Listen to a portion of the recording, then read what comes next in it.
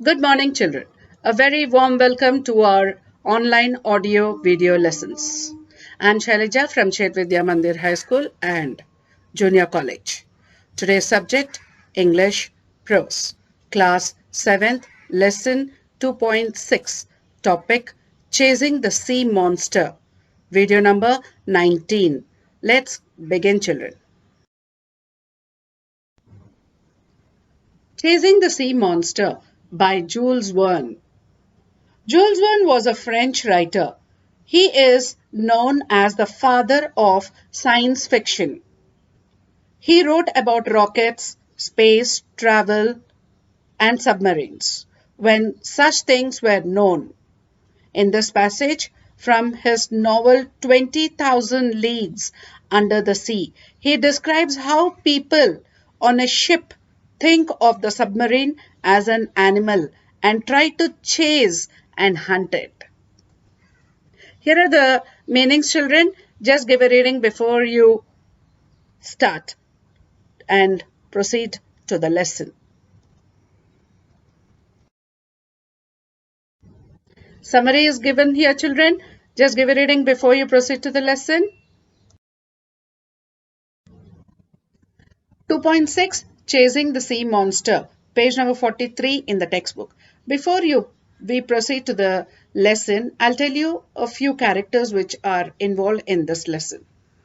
Warship or frigate. Its name was Abraham Lincoln and Captain Commander Farragut. Professor Pierre Aronnax, who was a French marine biologist and narrator of the story.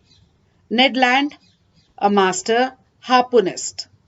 Harpoon means it is an instrument to kill big whales and so on. So such person who is handling harpoons is known as a harpoonist. Okay. So our frigate wanted to go back, but an earthly animal came to us with a speedy double of our own. Speed double our own, and we gasped. We stunned afraid.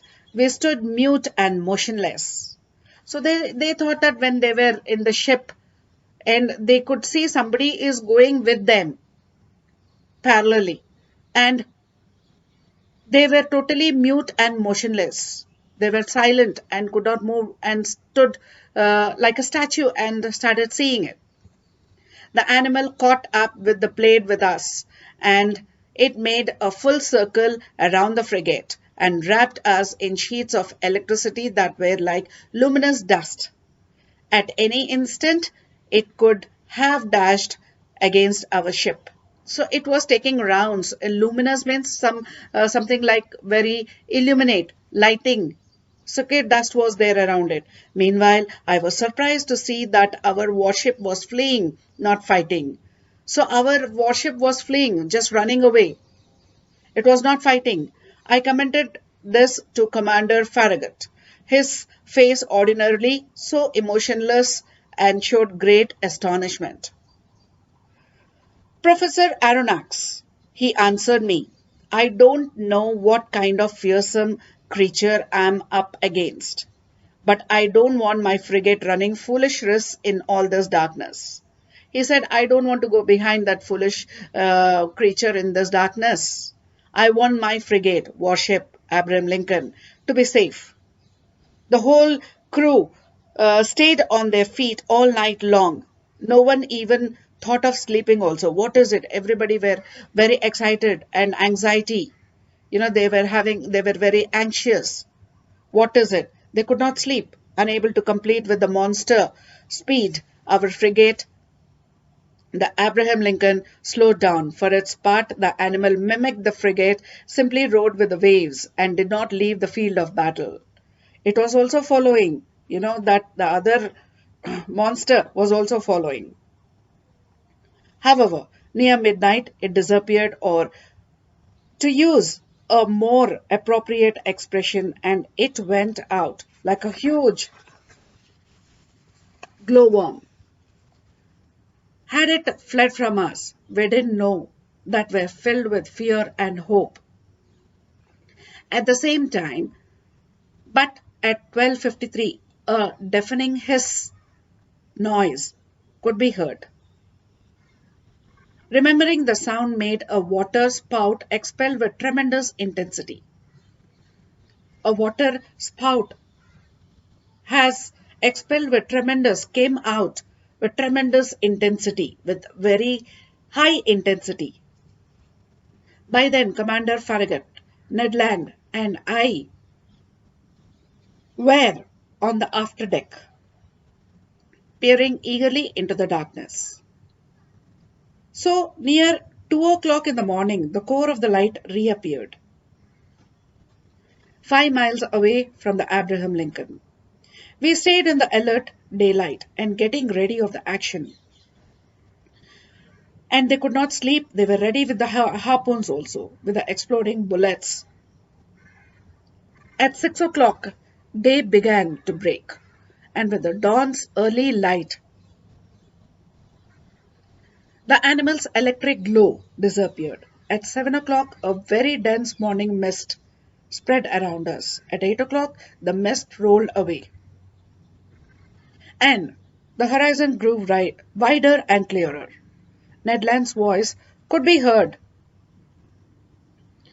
There's the thing in question. Aston to part, the harpooner shouted. Every eye looked towards the point indicated.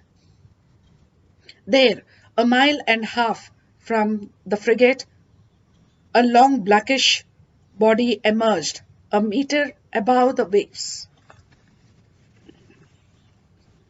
The crew were waiting impatiently for the orders, and their order. 3 cheers greeted this order. The hour of battle has sounded. A few moments later, Abraham Lincoln headed straight for the animal. They went straight to the animal, unconcerned the latter. Let us come nearer. It got up a little speed and kept its distance.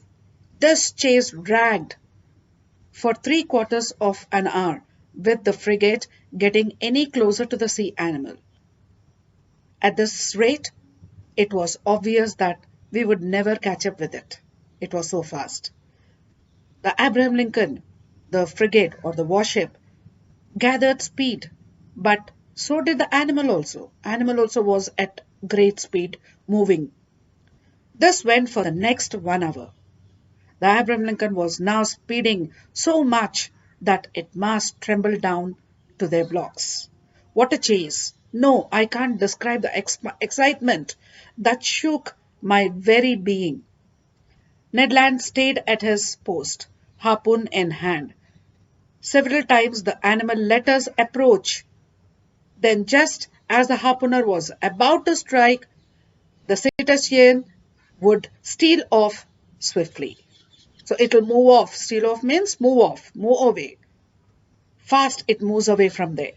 Commander Farragut then decided to use some different methods. Bah, he said, so that animal is faster than the Abraham Lincoln. All right, mate, man the gun in the bow. Our forecastle cannon was immediately loaded and leveled, and the cannoneer fired a shot, but his shell passed some feet above the cetacean, the living organism, which stayed half a mile away.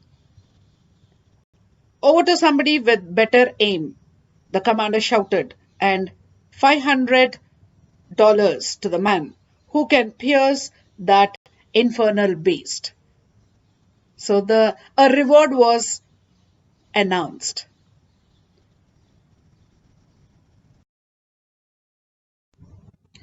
Calm of eye, cool of feature, and old grey